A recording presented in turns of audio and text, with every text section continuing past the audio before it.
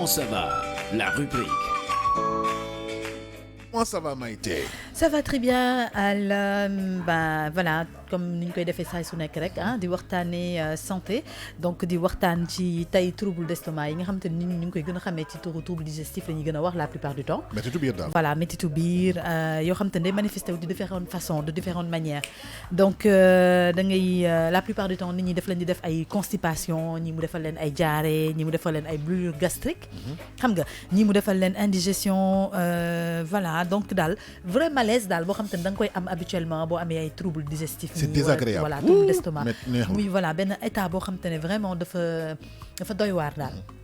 te loolu yëpp li koy engendrer la plupart du temps façon bi ñuy lekkee la ak aliments yi nga xam te ne moom la ñuy lekk. li ñu dul xam mooy estomac bi mooy relais bi. maanaam estomac bi boo ko xoolee maanaam tube digestif bi boo ko xool dafa mel ni genre xaw ma naka laa ko mën a waxee genre tuyau la boo xamante ne dafay comme gis nga tonneau rek. nga tonneau nii bu ñuy lakk boo koy brûler nii xam nga des fois dañuy jël tonneau bi remplir ci ay bagages affaire yu bëri. après taal ko pour mu lakk ba jeex ak yooyu noonu. donc estomac bi genre tonneau la boo xamante ne dafay englober lépp li nga xamante ne da nga koy lekk. après ci loolu noonu la liggéey bi di doog a commencer. digestion ba digestion bi ci lay commencer donc éléments nutritifs yi ñu commencer di liggéey yi nga xam dafa war a dem ci deret bi dem ci deret bi yi nga xam dafa war a dugg ci biir organisme bi dugg ci organisme bi yi nga xam te ne dafa war a dem ci déchets yi parce que moom estomac bi dafay filtrer. dëgg la day jël li nga xam te ne moom la soxla li ci des mu yóbbu ko ci déchet bi. loolu mooy waral sax déchet bi nag partie boobu mooy li nga xam te ne mooy jàll ci côlon bi. donc côlon bi moom mooy def relais bi ci topp pour mun a yegg ba ci voilà vessie bi nit ki mën a dem génnee ko ndànk. moo tax la plupart du temps sax c'est recommandé à ce que lépp loo lekk ci journée bi balaa journée bi jeex nga génnee li ci bon. boo ko mënulee le lendemain moom na nga def noo mënti def rek li nga consommé démb veille bi yëpp na nga ko génnee le lendemain. dans litre ndox rek voilà par exemple. parce que boo ko defulee da ngay gis journée bi yëpp da ngay inconfortable. moom mooy indi d'habitude problème constipation yi xam nga ngay toog di gêné wu. di def ay ballonnement xam nga ngay toog foo toog rek ak gaz yi di génn xam nga ak yooyu noonu et c'est des états yoo xam ne c'est très inconfortable. donc moo tax nit ñi il faut que ñu xam estomac lan moo ci war a dugg ak lu ci warul dugg. li nit ñi comprendre tamit li nit ñi xamul mooy que lekk bu bëri nit ñi dañu yaakaar ne jaxase lekk dafa baax. mais jaxase lekk baaxul. parce que lekk bu nekk ak li muy àndal. boo ko jaxasee comme par exemple ñi nga xam ne dañoo fëxale lu ñu gis yaakaar ne dañ ko war a lekk. loolu boo ko defee da ngay sonal sa estomac parce que estomac liggéey bi nga xam te ne moom la waroon def da koy doubler. donc liggéey bu double boobu noonu muy def day def ba benn moment yow boo amulee assez de nutriments liquides. maanaam des produits liquides yoo xam ne da nga ko consommer xam nga produit liquide moom déjà rek comme par exemple suukar ak yenn produits yi nga xam te ne boo ko tegee sa làmmiñ rek déjà salive bi da koy dissoudre donc loolu automatiquement léegi bu jaaree ci estomac direct ci deret bi lay dem donc estomac bi du soxla def liggéey bu compliqué pour mën a yóbbu loolu noonu partie boobu noonu fi mu war a dem comprendre nga c'est différent de lekk yi nga xam te ne comme ay yàpp ay nen ay jën nga xam te ne dañu solide donc yooyu estomac bi dafay obligé liggéey pour mun leen broyer leen pour que après bu ci nekk li nga xam ne moo ci utile mën a dem ci yaram bi li ci utile mu génne ko ci déchet bi donc tey bu fekkee ne yow da nga boole ci sa alimentation lekk yu dëgër mu ëpp lekk yu liquide yi de ce fait yow sa estomac bi bu doon liggéeyee benn 10 lay liggéey te loolu day sonal sa estomac bi loolu mooy indi parfois nit ñi di am ay problème d'estomac di am ay problème gastrique ak ñoom seen nga gis ne parfois tu es vraiment mal à l'aise nga yeewu am ay jaare parce que yow consommation bi nga def veille bi par exemple wala moment boobu noonu dafa ànd ak ay éléments yoo xam te ne estomac bi attanu ko te estomac dafay liggéey donc pour mu liggéey tamit liggéey bu normal da nga ci war a boole beaucoup de produits lipides comme par exemple ay fruits ay légumes nga xam te ne dañu neex a broyer neex a consommer te dafa pare apport ndox boobu mu noonu mu lay jox noonu dafay permettre évacuation bi gën a yomb ci yow moo tax tout le temps dañuy wax nit ñi nañu naan ndox bu bëri parce que quand tu bois beaucoup d'eau da ngay permettre sa estomac bi mun a liquéfier lekki plus facilement mën ko gàllale plus facilement ci sa yaram et que aussi partie bi nga xam ne baaxul tamit mun ko génnee. dëgg la en fait tout à l'heure dama bëgg juste attirer sa attention si benn affaire mooy xam nga soo lekkee n'importe comment nga dem ba finalement nga serré. waaw soo demee toilette bëgg ko génnee en fait soo forcé daf lay indil sax hémorroïde parce que sa veine yi ñooy toj. effectivement est-ce que mën nga effectivement tu sais de plus en plus les gens ont des problèmes de côlon mooy li ma doon expliquer léegi nii problème mu côlon boobu noonu ñuy am li ñu ci comprendre mooy que côlon bi li fa jàll lu nekk dafa war a génn waru fa toog donc moo tax tout le temps dañuy recommander même les médecins ils le disent le matin boo yeewoo fajar balaa ngaa génn sa kër fexeel ba nga évacuer lépp li nekk ci sa biir yaram de déchet. naka lañ koy évacuer donc mën nga naan ndox. waaw évacuer waaw, mooy wala lu maanaam tàng. nga fexe daal nu muy génnee daal xaw ma nag ban mais solution ngay def. tu penses pas que ni am na ñoo xamante ne dañuy def tout pour évacuer li nekk ci ñoom mais c'est tout un problème ñu évacuer ko am na ñoo xamante ne des fois damay wax ak ñoom ñu naan man damay constiper ay 10 jours. oh loolu baax. si ça c'est pas bon ça c'est pas bon c'est mën que na la la indi personne sax est yeneen si bu fekkee ne jigéen ne mën na la indil ay problèmes yoo xamante ne da ngay dem pour nga jël grossesse c'est tout un problème doo mën a gaaw a jël grossesse mais loolu neexu leen mais mënuñu ci dara dañuy naan ndox naan meew naan lépp mais duñu arriver à évacuer loolu. alors bu ñu nee mënuñu ci dara man je ne suis pas d'accord parce que tey je pense que ne lépp loo xam ne dafa anormal ci sa yaram rek am na ñoo xamante ne seen xam-xam màcc na ci loolu. Gastro-entérologue. voilà gastro-entérologue yaa ngi fii ñi nga xamante ne tey jii nii quand tu as un trouble d'estomac ngay am régulièrement ay problème d'estomac ay brûlures ak ñoom seen dañ lay ne pour nga dem defi ji endoscopie bi nga xamante ne dañuy dugal voilà endoscopie la plutôt bi nga xamante ne dañ koy dugal dañuy jàll dugal nu mu tuddati. benn raccord la ñuy jël boobu voilà. si ginnaaw la boobu. fibroscopie non la ñuy fibroscopie dugalee désolé raccord. voilà excuse-moi je me suis trompée sur le terme fibroscopie bi dañuy dugal raccord bi ci sa biir pout bi jàllale ko ba ci estomac bi pour mën a xool exactement fan la brûlure bi nekk fan la problème bi nekk pour mën a découvrir exactement Dëgg la. li nga xamante ne moo la dal ak lan la ñu war a traiter ci sa estomac bi ndax problème mu côlon la ndax problème mu voilà gastrique la wala lan ak lan ak lan ak lan Ulcère wala la yeneen ulcère maladie la yi. voilà Waaw. voilà et la plupart du temps li nit ñi xamul mooy estomac problème estomac bu bëri day dem ba mooy indi ulcère ah waaw. voilà problème estomac mooy indi ulcère donc nit ñu bëri dañuy négliger estomac parce que habituellement da ngay ay sensation la yoo xamante ne du c'est pas forcément durable parce que tey mën nga jékki-jékki am ay aigreur nga jékki-jékki am ay problème Reflux gastrique. reflux Même gastrique kuy jeex xam nga buy- reflux buy acide tàng. xam nga yooyu reflux acide boo xamante ne day génn ci sa salive bi et tout ça voilà mais benn moment rek lay arrivé après ça passe tu te dis que ne non ak garaawul xam naa sûrement li ma lekk la wala li ma lii la li ma laa la fekk ne mu ngi répétitif ci sa biir organisme day dem ba mujj bi day créer encore plus de problèmes. mais Maïté am na benn problème tamit de ñun on a l'habitude par exemple ñi bëgg a maigrir. dañ naan da ngay jël limon ak ndox bu tàng nga ñëkk ko jiital sa biir est-ce que loolu tamit baax na. alors limon comme li ñuy wax rek tout le temps loo gis rek dosage la. waaw. dafa am dosage boo xam ne moom nga war a def tey nga jël ndox bu tàng ak limon day ibbi non seulement sa biir bi da lay permettre nga mën a consommer normalement ba pare limon ñëpp xam nañ ne c'est très bon pour la santé donc tey lépp loo xamante ne dafa nekk lu maanaam infection wala microbe wala genre yooyu noonu da koy dégager pour mën la permettre yow nga mën a am consommation bu normale nga mën a am nga mën a nekk plus à l'aise comme on dit donc loolu moo tax d'habitude ñu koy recommander alors comme ñëpp ñi xamee le citron c'est un anticancéreux donc c'est quelque chose c'est un produit très recommandé déjà vitamine C bi mu am da lay may tonus et tout ça là mais comme li ma wax rek lépp loo gis dafa am dosage kenn waxu la nga jël benn kaasu ndox nga def ci limon en entier def ci toq ndox naan ko boo ko defee sa estomac bi da koy lakk ok à la place de t'aider au contraire ça brûle ton estomac dégg ngeen bu baax. dafa mel ni tey mais loolu da nga koy xam sax des fois ngay lekk dara nga jël limon nga naan ko tu te rends compte que ne sa ci saa si nga commencé am ay brûlures da ngay def nag fii yàlla bu mu fekk ne day nga saf sax. xiif nekk à jeun Voilà. nga naan ko C'est- day da c'est ngay dangereux. am am problème. brûlure boo xamante ne benn sensation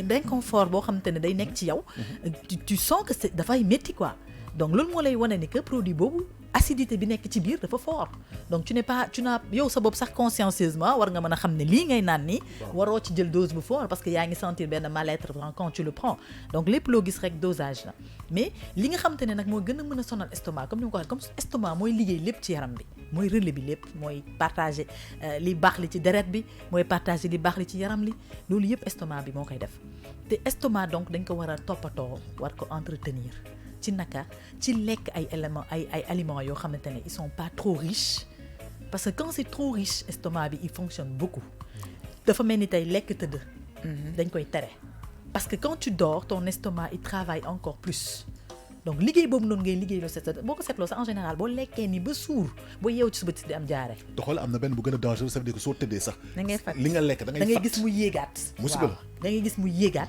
parce que au fait estomac bi ni mu war a mën a liggéeyee ak quantité bi nga xam ne moom la soxla yow donc ko surdosé de ce fait moom il travaille encore plus te loolu da ngay seetlu da ngay lekk ba suur guddi nga yeew ci suba si xiif xam nga looloo gën a garaaw mooy nga lekk ba suur ci guddi gi ne suba damay yeewu en pleine forme tu te réveilles nga xiif.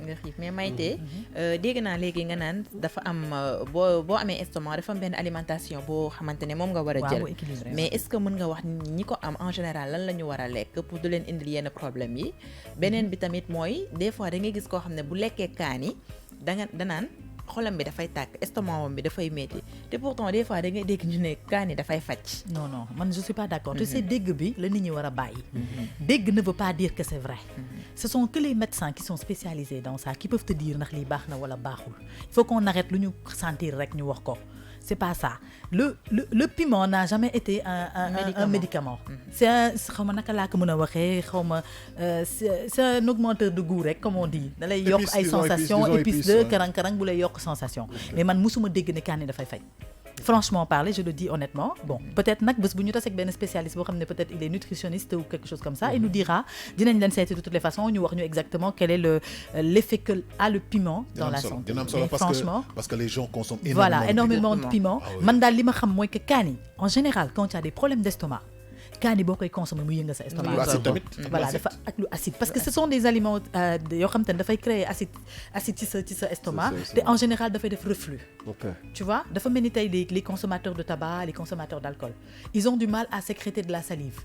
Plus tu prends te salive boobu noonu dafa baax parce que salive boobu mooy permettre aliment bi mën a jàll bu baax. mën a génnee parce que estomac dafa war a am liquide acide boobu noonu daf ci bokk au fait. liquide acide boobu noonu dafa am tamit beneen effet bi muy def ci biir estomac bi pour permettre aliments yi ñu mën a transformer wu normalement voilà subdigestif. Donc en général ñi nga xam ne dañuy consommer tabac di consommer alcool duñ ko am dañ koy manquer en fait da leen di assécher. Bien sûr. Voilà, donc du coup ce sont des gens qui souvent aussi ont des soucis d'estomac parce que le liquide boobu noonu boo ko dul bu ko sa organisme dul créer effectivement dafay am benn effet négatif boo xam ne da koy am ci sa yaram. ku nga xam ne suñu ñëkkee yeewu lu muy ñëkk xalaat mooy café ak cigarette. Voilà, donc cigarette bi dafay assécher sa. man moom li ma bëggoon laajte rek Maïté donc dama gis souvent ñi gën a jàmbat ne dañuy am problème estomac mooy ñi nga xam ne comme dañuy dem nga xam ne dañuy am graisse bu bëri ci seen biir yi. Donc est-ce que am na lien entre estomac bi ci boppam ak graisse boobu nga xam ne day dem ba fatt seen estomac bi. De toutes les façons graisse moom fu mu munti am rek baaxul parce que dafay fatt ay pores fatt ay yoon fatt ay voilà voilà maanaam daal yaram voilà ci xol beeg ci ñoomeen seen donc estomac bi tamit muy partie boo xamante ne dafa sensible donc bu fa fattoo tamit effectivement li nga xamante ne moom la estomac bi war a am pour largesse pour mën a liggéey du ko am. Voilà, mais c'est que les gens comme ni ko li mu laajte sànq par rapport ak éléments yi nga xam te nit ñi moom la ñu war a lekk c'est-à-dire que tey comme on dit trop de gras ce n'est pas bon trop de solide aussi ce n'est pas bon. Quand on dit solide mooy maanaam lekk bu dëgër maanaam ñoo xam te ne foo leen fekk nay dëgër rek na nekk ceeb bu wow koŋ bu weseng xam nga wala mu nekk yàpp boo xam te ne dañ ko togg ba mu ñor xam nga ay mburu yu diis yooyu noonu ak yooyu noonu nga xam te ne yow sa bopp boo koy lekk sax boo koy mâcher da ngay sonn xam nga loolu rek doy na sonn wala pâte yu bëri mooy comme pâte fufu yeeg yooyu. Quand tu manges yooyu sax ba tey sax tane na parce que ils sont un peu lipides, il y a de l'eau à l'intérieur. Moi je supporte pas en fait, moi je parle personnellement. Voilà, il y a des gens qui peuvent peut-être c'est des produits qui peuvent se dissoudre très facilement parce que en général c'est fait à base d'eau et de produits naturels etc. Mais da ngay xool tey yàpp par exemple boo koy lekk coono bi ngay daj pour yàpp bi mën a buraaye wu ci sa gémmiñ bu duuf mën a jàll nooy nepp. Mais est-ce que Mbaye am na comme ci produit comme yi ngay wax loo xam ne par exemple lu ci mel ni ay gingembre wala ay bisaab wala yoo xam ne c'est des produits naturels yoo xam ne nit ñi mën nañ ko peut-être consommer mu dimbali leen par exemple ci seen estomac boobu.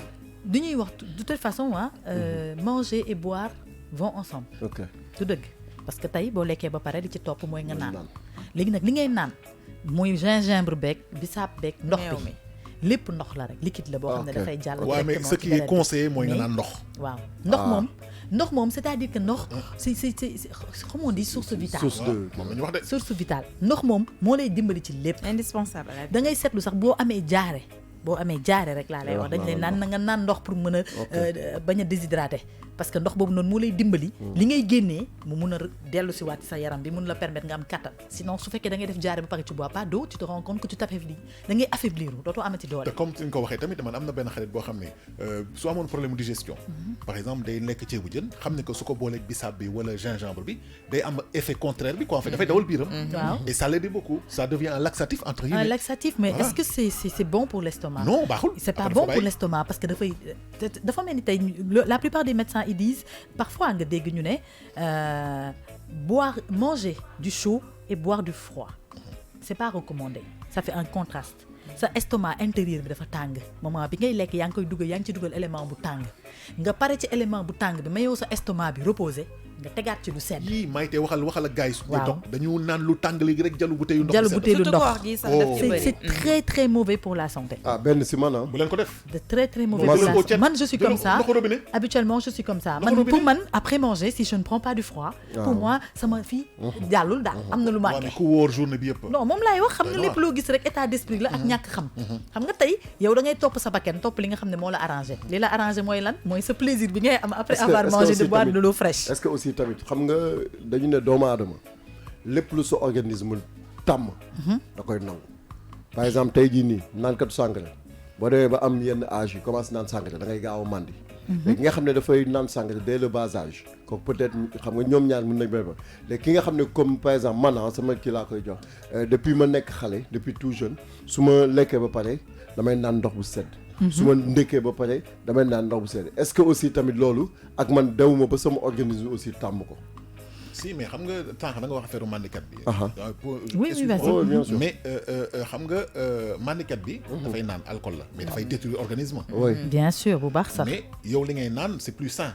non ci aspect kii bi laa bëgg wax quoi maanaam aspect. sa organisme ni mu koy tàmmee ci côté boobu laay waxee maanaam tey jii le nouveau mandikat. et l'ancien mandikat bokkul.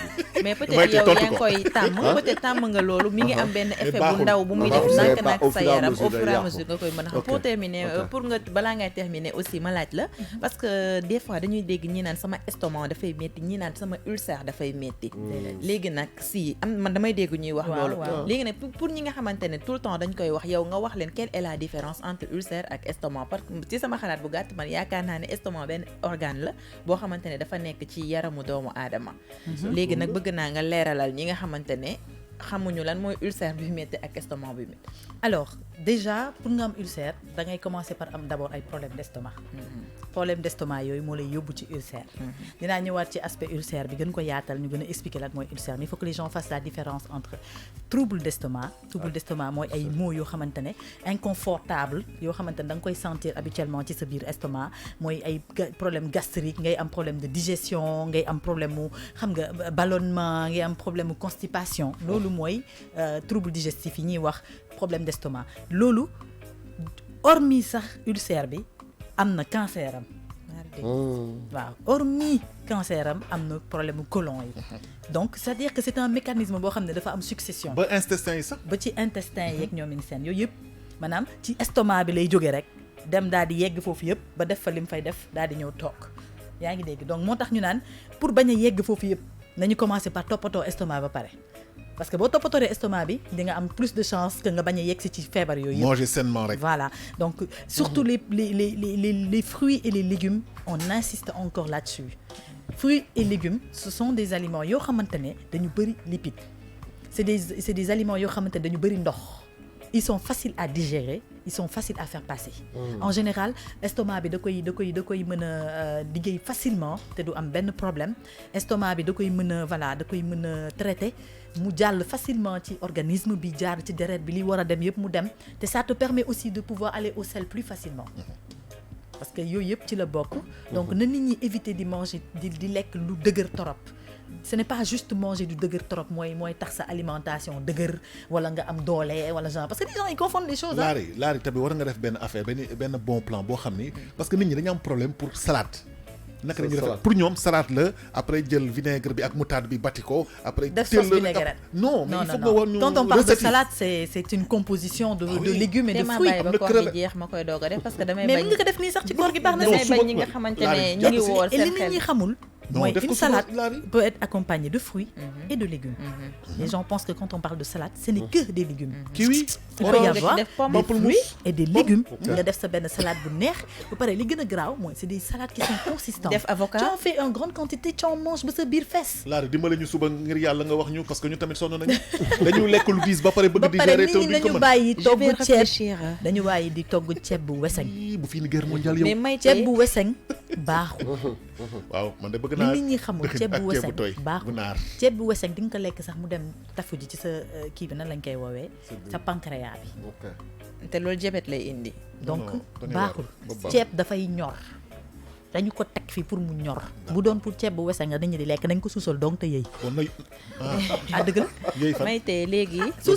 appendicite laa si gis. léegi dama dégg léegi nga naan am na yenn aliments gras yoo xamante ne baaxul mais ñu bëri seen estomac buy metti li ñuy njëkk a xalaat mooy dem wuti meew mu sedd naan te des fois meew ñëpp xam nañ dafa am écrémé am demi écrémé Ak entier. si ak entier am na léegi est-ce que meew yooyu noonu dafa am buñ ci war a naan ñi nga xam ne dañoo am problème mu estomac wala parce que tamit meew ñëpp xam nañ ne dafa riche ba pare dafa niin du loo xamante ne dafa mais du niinul. comme tu viens de dire hein, dafa am écrémé demi écrémé ak entier ak 0% de matière ak grasse.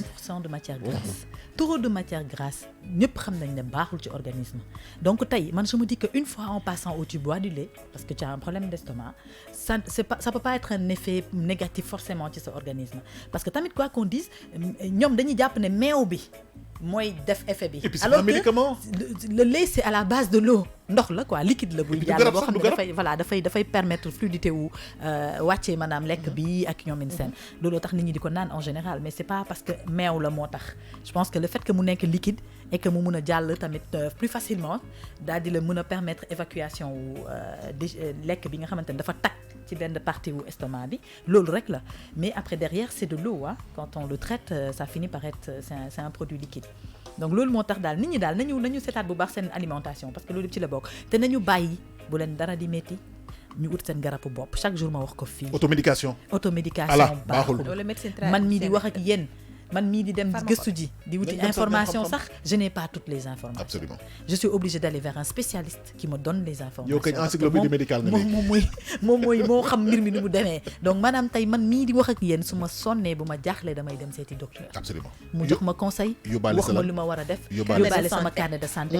bu ma amulee carnet de santé tamit lépp li nga xamante ne mu ngi gàllankoor sama yaram bi naa ko wax docteur woo ko nëbb dara. mu xam lan la war a def ak man ak lu mu ma war a prescrire pour que man ma mën a gis sama wér-gu-yaram daal di nekk ci jàmm donc man sama conseil premier bi may def tous les jours auditeurs yi mooy saay soo leen sentir lu leen métti dem leen seeti docteur même bu fekkee estomac bi day xaw a saf sax dafa normalul en fait estomac buy saf donc bu safee rek jógal nga dem seeti docteur bañ a nga laaj def ko ni lan moo man. tax muy saf man de dara bu ma méttee reenu dànq laay naan reenu xay ak seen jeen yow laa rek ni ngay bàyyee 8h jot na fii si studio principal bu King FM ñu doon wax si wàllu trouble de l'estomac mooy mettitu biir ak lépp lu muy indi comme Ouais, jàngoro digestif. ak effet secondaire àndoon si ak Maïté après nag léegi ñu jàll si